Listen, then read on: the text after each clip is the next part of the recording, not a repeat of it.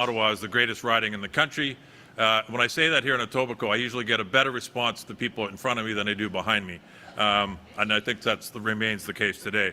But I'm really, really, really thrilled to be here today, and I mean that, because having the Prime Minister in Etobicoke is significant, but it's really significant when you find out the reason he is here.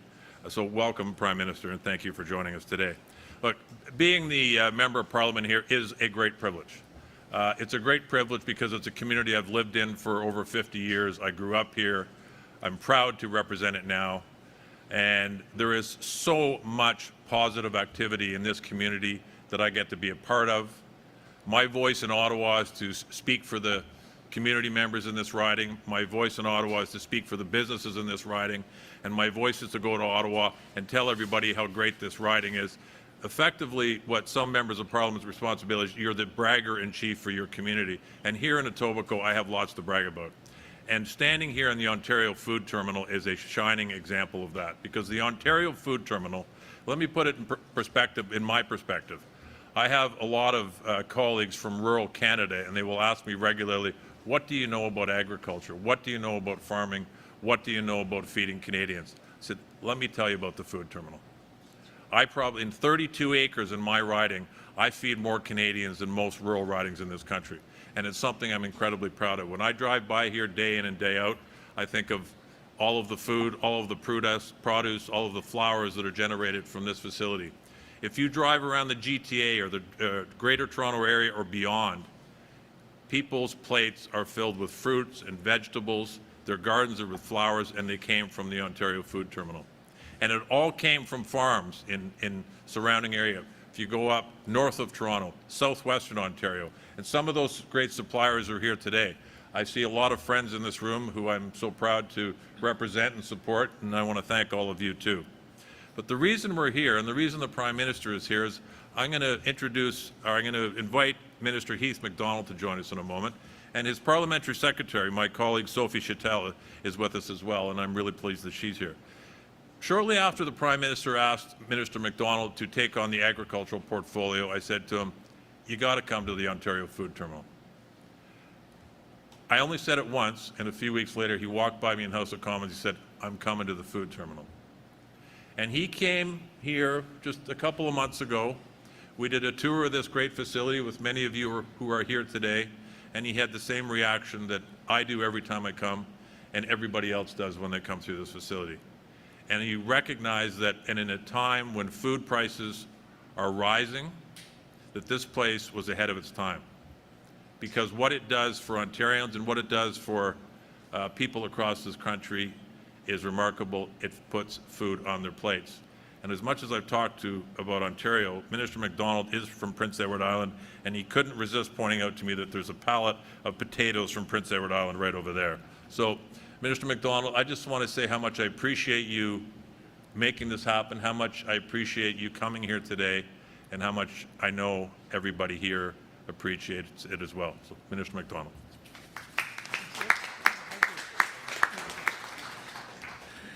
Thanks, James. It is a real pleasure to be back here. And who wouldn't want to come here when it's 33 degrees outside and about 0 degrees in here? It's wonderful. Look, there's a lot of people to thank in this process. It's an exciting day for us as a government, for Canadians, for fruit and vegetable growers of Canada. There's a lot of people to thank to put this whole process together, starting first and foremost with our Prime Minister. He believes in this. He knows the value. He knows the economic value. He knows the end result is going to be ensuring food affordability for Canadians. And we're challenged at this time in this world with everything that's going on in the geopolitical situations we find ourselves in. It has never been like this before. We're up for the challenge. The growers, the ranchers, the growers that are standing over here to my left, the CPMA, they're up for the challenge. We're going to work together. We're going to make this happen. We're going to put more food on the plates of Canadians, affordable food and nutritious food. So first, MP Maloney, thank you for the opportunity to introduce me to this place. Ron Lemaire, CPMA, work closely with Ron. He's traveled around the world with me, actually. Trevor Jones, Minister of Agriculture in Ontario, has become a really good friend of mine and has a really soft spot for food, I must say, from where he came from. P.S. Sophie Chattel, and of course my team, my deputy, my chief, those people. Look, you know, as a politician, I drive the stagecoach, they hook up the horses. And the work that they've done and put into this is second to none to make this process happen. But you don't do this unless you have the leadership of the Prime Minister sitting behind you. And I can tell you, he's been superb in the support of all of this. This has come together relatively quickly because we know we have to act as soon as possible. For more than 70 years, Ontario Food Terminal has been critical to a link of food delivery. Starting every day well before the sun comes up, farmers help to bring fresh, local, affordable food to the plates of Canadians. They create jobs, contribute significantly to the economy and to the growth of Canadian businesses. From the small family farm, family-run grocery stores, markets, restaurants, etc., all the way to major supermarket chains. Today, the work being done across our agriculture and agri-food sector is needed, as I said, more than ever. Many Canadian families continue to face high food prices due to pressures around the globe and here at home. Meanwhile, Canadian farmers are facing historic instability on world markets. Our government is working hard to make life more affordable for Canadian families. And we're working to help our farmers and food processors get more of their high-quality food onto menus, shopping lists, right here in Canada. Prime Minister, I want to thank you for your leadership on this. The economic growth in the strong agri-food sector in Canada. You've been a great supporter of mine and this industry and sector, and I can tell you, I hear it all the time from stakeholders. Prime Minister, you're leading the way and you're putting them at the forefront because I know you know the value of this industry in this country, the economic value, but also food security and sovereignty in this country is extremely important. So with that, I'm going to allow the Prime Minister to come up and say a few words after James and I were long-winded, and we'll thank you. All right. Thanks for all your support. Wow, thank you. Wow. Thank you very much, Heath. Thank you, Minister. If you think that was long-winded, wait. Just, I hope you're sitting comfortably. It is a great pleasure to be here. Let me say, it is great to be back in Etobicoke, James. I'm going to endorse that. Not necessarily best riding in the country. Obviously, we all have our own ridings. Nepean for me, but my brother lives in Etobicoke. I spent a lot of time here over the decades, and it is a great place. And you're making it even better. But this is, in many respects, the heart of Etobicoke, and it's the link to, as you say, the kitchen table across the GTA and beyond. I'm a little concerned that we're here at the Ontario Food Terminal late in the day, because when you're here at 2 and 2:30 in the morning, 5 o'clock in the afternoon is late in the day. You're going to be turning around. So, Ron, thank you. Let me also thank John Franco for hosting us, everybody for being here and what you're doing, what you do every day. 70 years, the Ontario Food Terminal has been at the heart of the food chain in Ontario. Nicknamed the Stock Exchange, terminal that connects 5,000 buyers and sellers from farms to retailers across Ontario. The largest food terminal in Canada, 4th largest in North America, moving 2 billion pounds of fruit and veg every single year. Now, this is where we start to get into what we're announcing today, because our vision is that this terminal, expanded, this terminal and others like it will play increasingly important roles in building a stronger and more resilient food system and a stronger, more resilient Canada. Because the ability to move food efficiently and affordably is not just an economic advantage, it's a strategic necessity. Le monde change rapidement. Les guerres au Moyen-Orient et en Ukraine transforment les chaînes d'approvisionnement en énergie, en sécurité et en alimentation. En parallèle, le commerce mondial est en pleine mutation. Les changements technologiques s'accélèrent. Les changements climatiques s'aggravent et les fonds publics manquent à l'appel. As Canadians, we've taken a few lessons over the course of the last 18 months. And the first, as Canadians, is that we have to take care of each other. And that's why this government has cut taxes on incomes, on housing, on investment. It's why we've made the National School Food Program permanent. It's why we've launched the new Canada Groceries and Essentials benefit that's benefiting more than 12 million Canadians who received their first checks last week.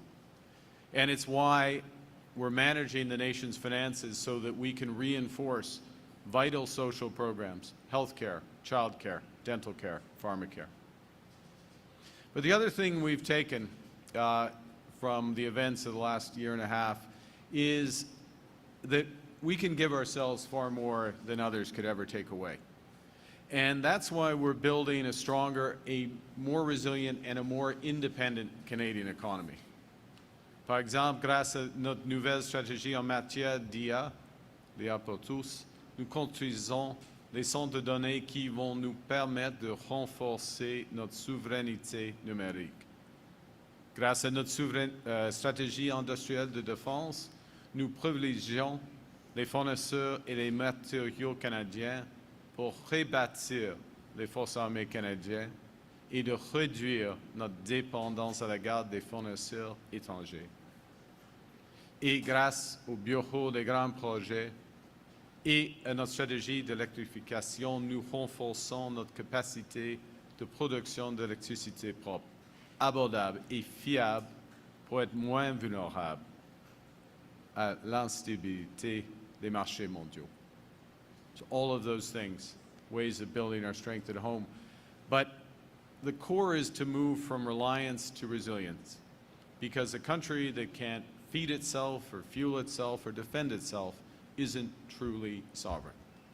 It's vulnerable to global shocks. It's vulnerable to supply chain disruptions. It's vulnerable to tariffs. So to protect our sovereignty and truly take control of our future, we have to take control of our food system. We start from a position of strength. 1 in 9 Canadians wake up every day and go to work in this country because of our strong agri-food sector. 1 in 9. We're one of the world's largest exporters of agri-food products. Our farmers, our ranchers, our producers are selling more than $100 billion every year abroad. We're the largest producer of canola in the world. We account for nearly a quarter of global supply. As a testament to our remarkable farmers across the country, including in the prairies, Alberta, Saskatchewan, Manitoba, farmers are already benefiting from our landmark trade agreement with China, which has lowered tariffs on Canadian canola earlier this year, right in time for planting season.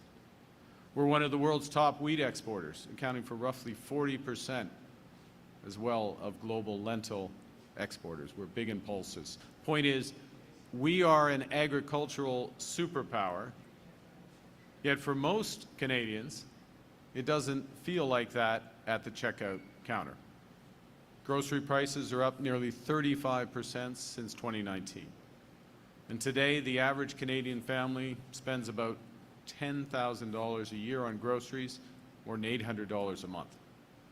Now, one of the things we did is to look at the structural reasons for that. There are multiple reasons. Well, one of them is that while Canadian farmers, ranchers, and producers are producing enormous amounts of food, we're relying on other countries to process a lot of it. At the same time, we all know our growing seasons are too short to keep up with year-round demand. And we're still reliant on other countries for essential foods. Nearly 90% of our fresh fruit and nuts are imported, more than 70% of our vegetables. And that reliance on foreign markets means that every global shock, foreign conflict, a drought, tariffs, shows up directly at grocery stores across this country. And 75%, 3/4 of those grocery stores, are the same 5 large retailers. And those retailers dominate the supply chains, and they leave independent grocers with fewer options and higher costs. And too often, those independent grocers must buy through their larger competitors at marked up prices. And these costs are ultimately passed on to Canadian consumers. That's why when you go to the corner store, you often are paying a higher price. It also means that our farmers, working hard, coming here, unless they come here, actually, at 2 in the morning, but our farmers don't have enough wholesale buyers competing for their products. And the result of all of this is, despite our vast agricultural strengths, we continue to face some of the higher grocery costs than we should. Le Canada a besoin d'une nouvelle stratégie, une stratégie qui va lui donner plus de choix, plus de contrôle et qui va faire une plus grande place au Canada. Une stratégie qui ouvre le marché aux détaillants indépendants et qui amène plus d'épiceries à tenter d'attirer les familles canadiennes en leur proposant des produits de meilleure qualité à prix plus bas. Et une stratégie qui, en retour, va nous aider à cultiver, à transformer et à vendre plus d'aliments ici même, chez nous, et à réduire notre dépendance envers d'autres pays. So today we're pleased, very pleased, to announce that Canada is launching our first national food security strategy. There's more than $3 billion in this strategy of investment to tackle the challenges in our food system through targeted measures and investments to help create more affordable, sustainable, and resilient food supply chain in Canada. In other words, all the way across the supply chain. 4 key objectives, 4 pillars in this strategy. And the first is to increase grocery store competition, create more choice for Canadians. Second, process more food in Canada. Third, grow more fruits and vegetables all year round in Canada. And finally, lower prices by removing expensive regulatory barriers so farmers and producers can put more Canadian food on our shelves more easily. Within 4 years, our strategy targets increasing the number of independent grocers buying from food terminals or hubs such as this by 15%. 15%. Yeah. And to boost local food sales from small and mid-sized producers by 25%. So we're setting ourselves specific targets and we're putting the investment behind to achieve them. With our strategy, the government will first create more choice and competition here in Canada. We'll provide $1 billion over 10 years to establish a new 10-year food link fund.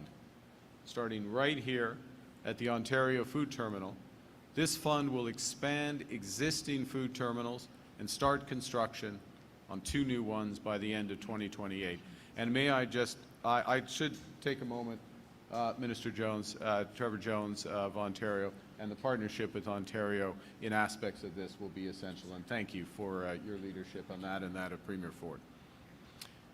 We will also work to create 40 new commercial food hubs across the country, right across Canada, bringing food closer to market, lowering distribution costs, and helping Canadians save at the checkout with high-quality Canadian food.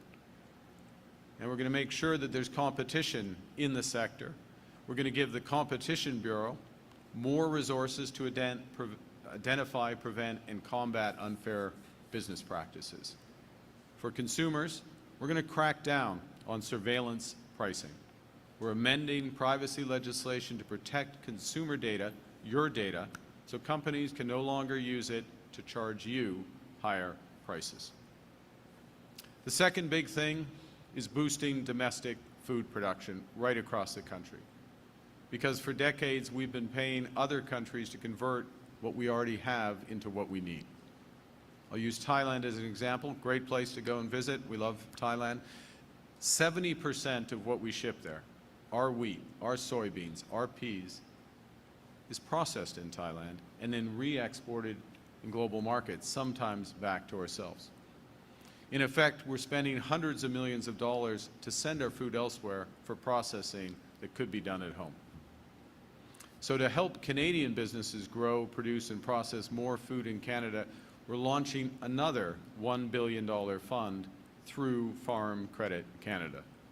We'll also establish a $150 million food security fund to support small and medium-sized businesses in upgrading the critical equipment so that they can make more, store more, and bring more Canadian food to market. We'll establish and create a $100 million collaborative food innovation fund to help producers expand processing so more of each crop is used here. Because we have the talent and the resources, and now we're going to build the capacity. The third pillar is to grow more produce all year round. That's going to cost some money for the capital investment, so we're investing $750 million in greenhouses and hydroponics to dramatically expand Canada's capacity to produce fresh fruit and vegetables year-round. And this includes a $100 million investment to help northern and rural communities produce more food locally via small-scale indoor farms and basically reducing their dependence on shipments from thousands of kilometers away. And finally, we'll look to lower costs by cutting red tape across the agricultural supply chain. Because right now, and this is a highly innovative sector, right now farmers and producers often wait years for approvals for new pesticides, for fertilizers, seeds, and feed that they need to grow and produce food efficiently. So to build the food system that Canadians deserve, we need to get out of our own way. We'll modernize key regulations so that food security and affordability are considered alongside of safety. We'll speed up approvals for seeds, feeds, fertilizers, veterinary products, and reduce backlogs that slow down the system. With our approach, we will clear Canadian Food Inspection Agency and pesticide approvals backlogs, and they're big backlogs. We aim to clear those by the end of this year, making decisions faster and more predictable. Alors, en somme, cette stratégie vise à transformer nos systèmes alimentaires grâce à des changements structurels de grande envergure, soutenus par des investissements massifs. Et certains des résultats les plus importants prendront du temps à se concrétiser. C'est pourquoi nous donnons aujourd'hui un coup de pouce aux Canadiennes et Canadiens et leur offrons un pont vers l'avenir. Nous avons temporairement suspendu la taxe fédérale sur les carburants afin de faire économiser jusqu'à 10 cents le litre jusqu'à la fête du travail. Nous avons déjà réduit l'impôt pour 22 millions de Canadiens de la classe moyenne et grâce à la nouvelle allocation canadienne pour l'épicerie et les besoins essentiels, 12 millions de Canadiens et Canadiennes ont reçu leur premier versement la semaine dernière, soit jusqu'à $533 pour une famille de 4 personnes. So let me conclude. A country's sovereignty depends on its ability to feed, to fuel, and to fend itself. Right now, we're not fully in control of our food system. It's an over-reliance that's left us vulnerable to global shocks, to conflicts, droughts, tariffs. This strategy is about changing that. It's about putting Canadians back in control of what we grow, what we buy, what we put on our table. In doing so, we're creating much more opportunity for farmers, much more competition for your hard-earned dollar by grocers, much more choice for Canadian families. We're going to grow more at home, process more at home, and feed more Canadians with Canadian food. Building a Canada that's not just strong, but good. Not just prosperous, but fair and affordable. Canada that doesn't just work for some most of the time, but works for all Canadians all of the time. Our national food strategy will help create a strong, stable food system in Canada, from the farm to the grocery store to your dinner table. With that, Minister and I thank you. Thanks for your attention. Merci, and I look forward to your questions. Thank you very much.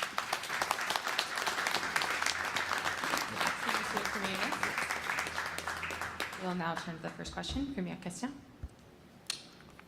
Thanks, Prime Minister, for taking our question. Sharif Hassan from the Canadian Press. This morning, unfortunately, a Toronto police officer was killed in a raid linked to the U.S. consulate shooting. I wonder if you have been briefed on this as a matter of national security. And is there anything if you could share about the link between the two incidents? Thank you for your question. And it was very heavy heart. The day began. The Toronto police officer, Constable Mark Carney, killed in the line of duty, protecting our community. And it follows on from the death of Constable Taryn Bali on Tuesday. These officers, these brave officers serving, as I say, protecting our communities, we're in their debt forever. Our thoughts of the country mourn with their families, their loved ones, their fellow officers, their communities. I have been briefed on the circumstances. It's prudent to not share the details of that. At this stage, details will be shared, particularly through Toronto Police Service and the Minister of Public Safety when appropriate. Thank you.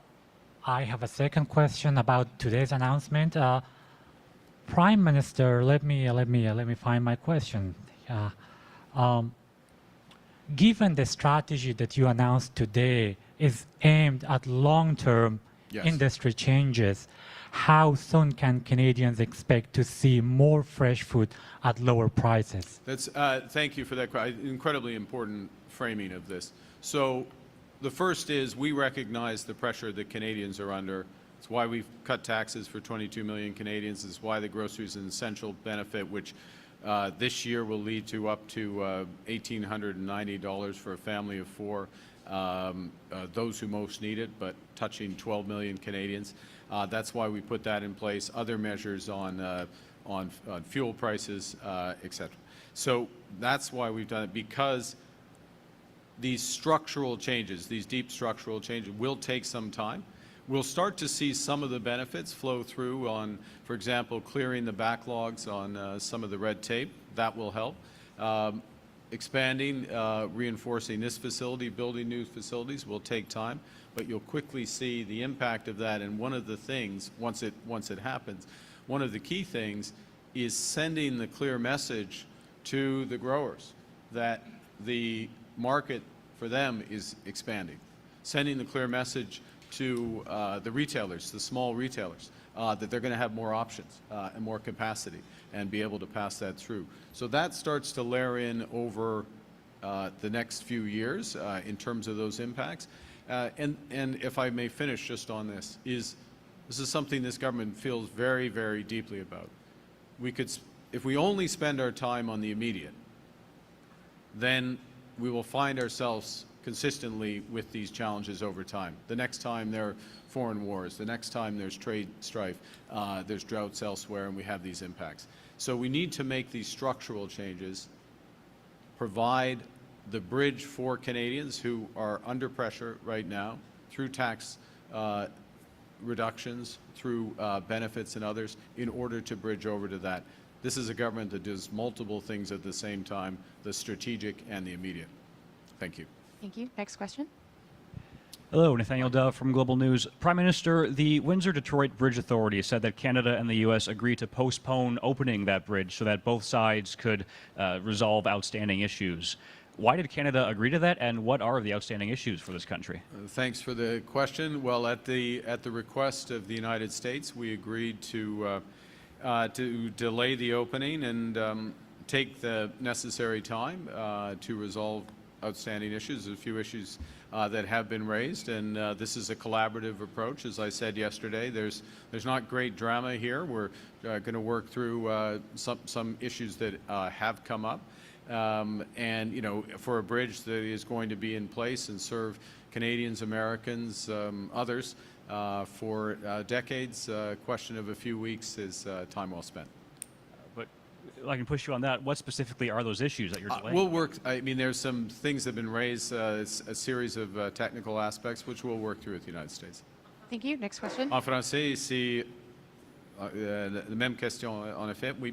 Alors, à la demande des États-Unis, le Canada a accepté de retarder l'ouverture du pont Gordie Howe et de prendre le temps nécessaire afin de régler les enjeux. Il y a quelques enjeux techniques qui concernent les Américaines et dans une circonstance avec une infrastructure incroyable et importante, une infrastructure qui va exister pour des décennies, de prendre quelques semaines afin de régler les enjeux, c'est un bon usage du temps. Merci. Le point Pardon?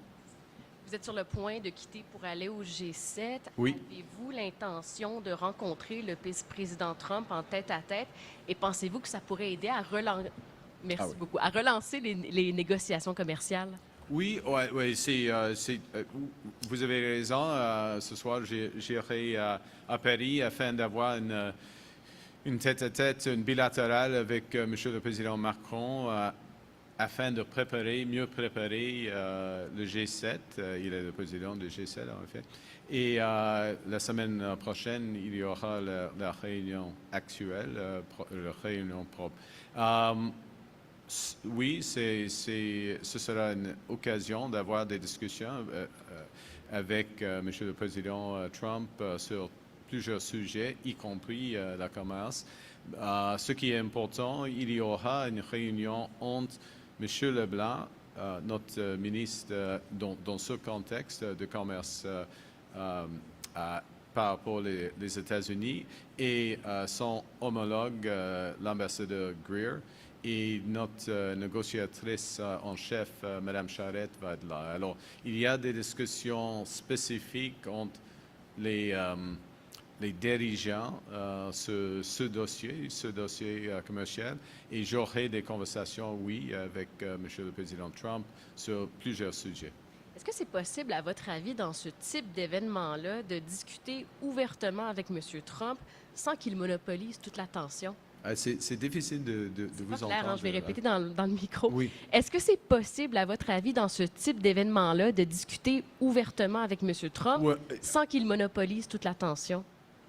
Dans la réunion, dans la grande réunion, oui. C'est toujours intéressant et toujours important d'entendre le président des États-Unis, surtout M. Trump. Et c'est un des avantages des réunions. Non,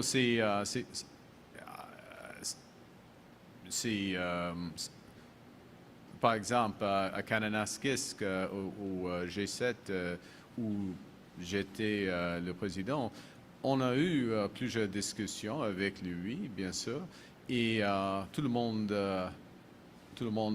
a l'occasion d'exprimer leur point de vue. C'est un vrai échange. M. Trump, dans une réunion, il entend.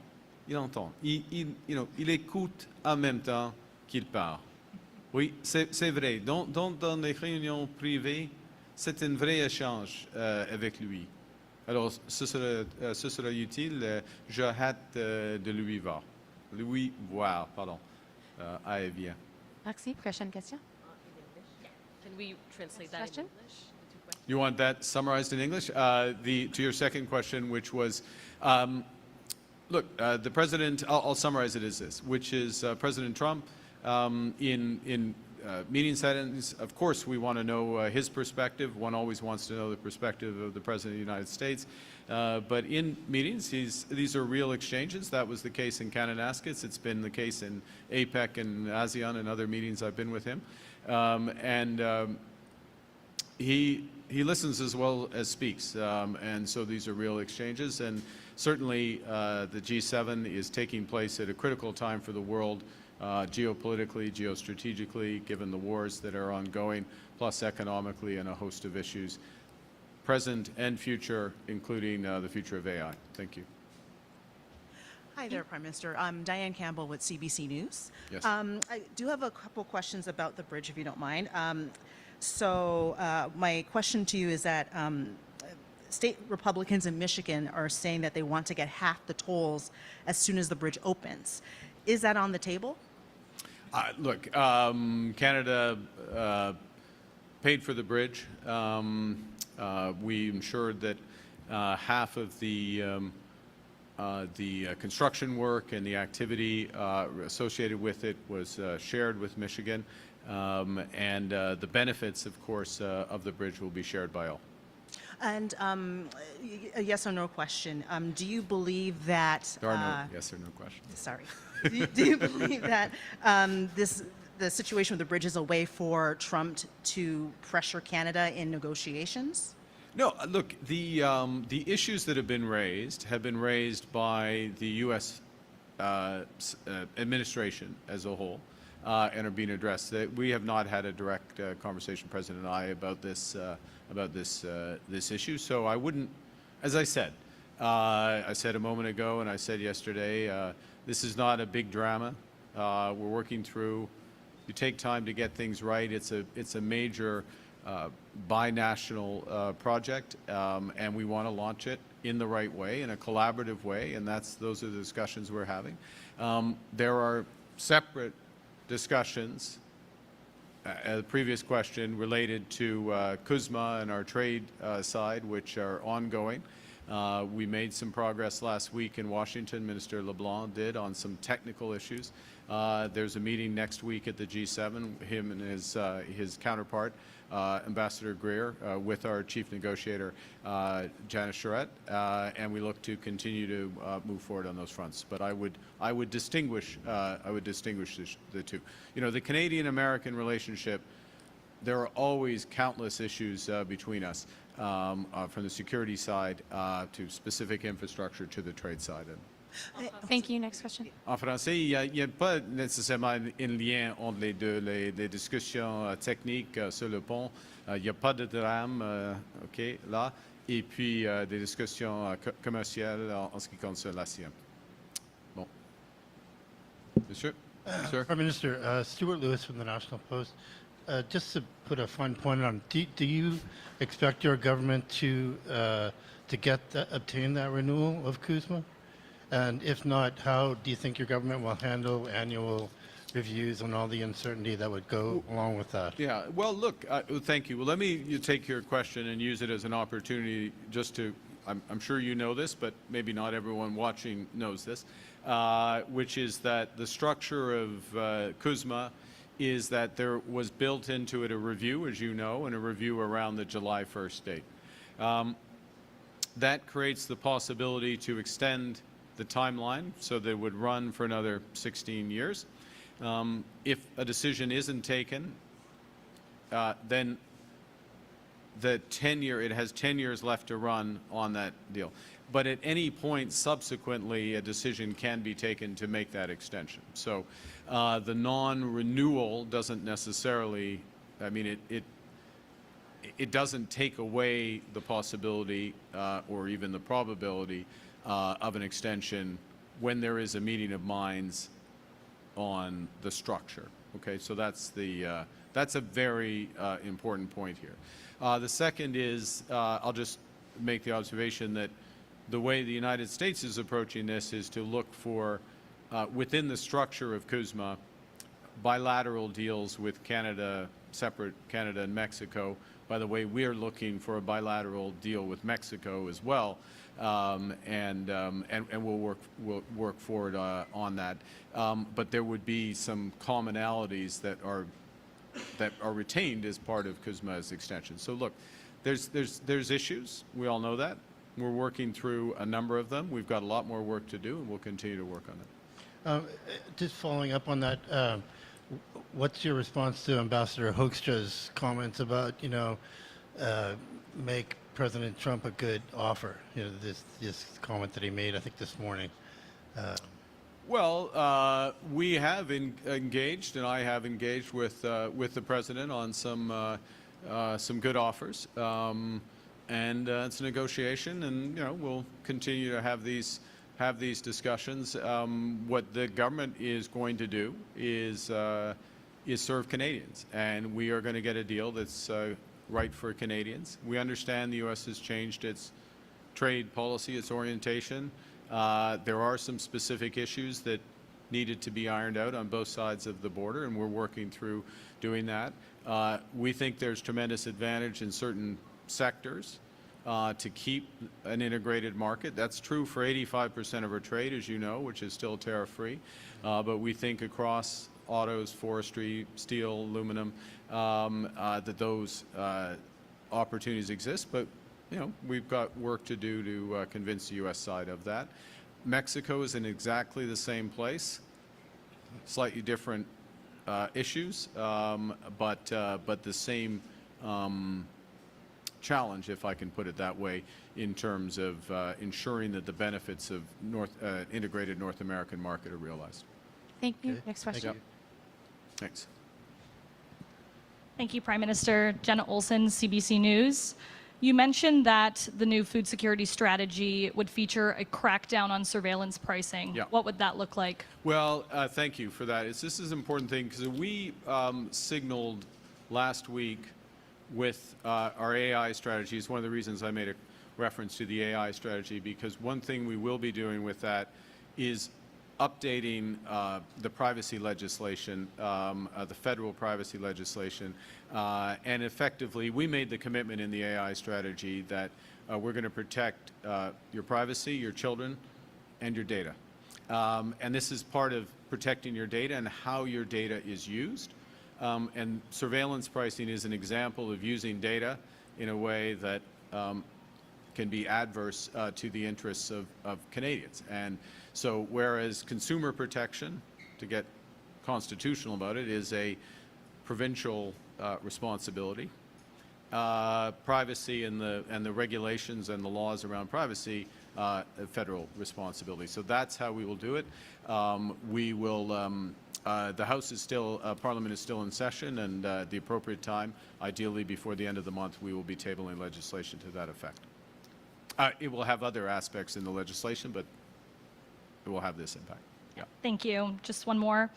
Today, Minister Anand said that your government would be tabling a bill to stop the import of goods made with forced labor. Yes. This was not part of your platform when you were running for office, and you previously stated that you thought Canada has strong safeguards to bar goods made with forced labor. Is this being made a priority amidst discussions with President Trump around CUSMA? So I would say the following. Yeah, I mean, there are some things we didn't. The platform had a lot of foresight, but it didn't have total foresight. For example, the issue you just discussed, you raised on surveillance pricing was not in the platform. On forced labor, we have very strong legal, a very strong framework and responsibilities, legal framework and standards and responsibilities.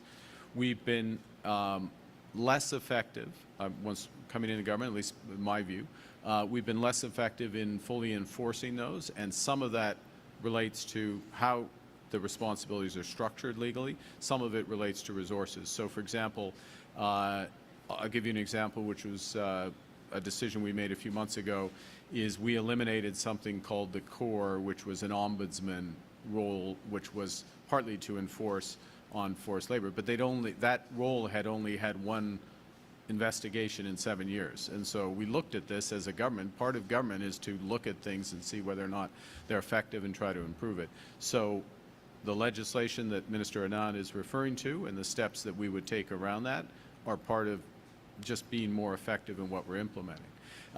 Final point, I would just note that under the U.S. 301 actions, trade actions or proposed trade actions which relate to forced labor and judgments, the 85% of our trade, the CUSMA carve-out, has been maintained as part of that. But look, we share the objectives of the United States with respect to eliminate.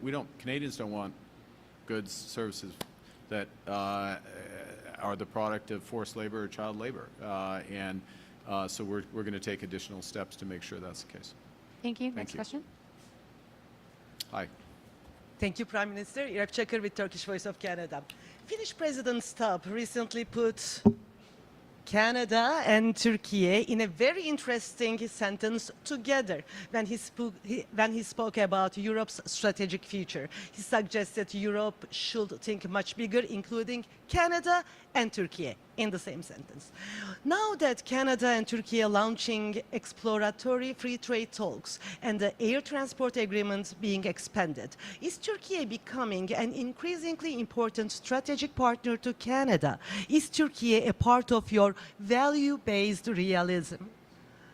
Certainly Turkey is an incredibly important strategic, it's a NATO ally, number one. Secondly, regionally, and I'm going to use that term with a capital R because it is a very large region from the Balkans through to the Middle East, to the Caucasus and beyond, is one of the most important strategic partners or powers in that region. And so we have been deepening the relationship. It's early days in deepening that relationship.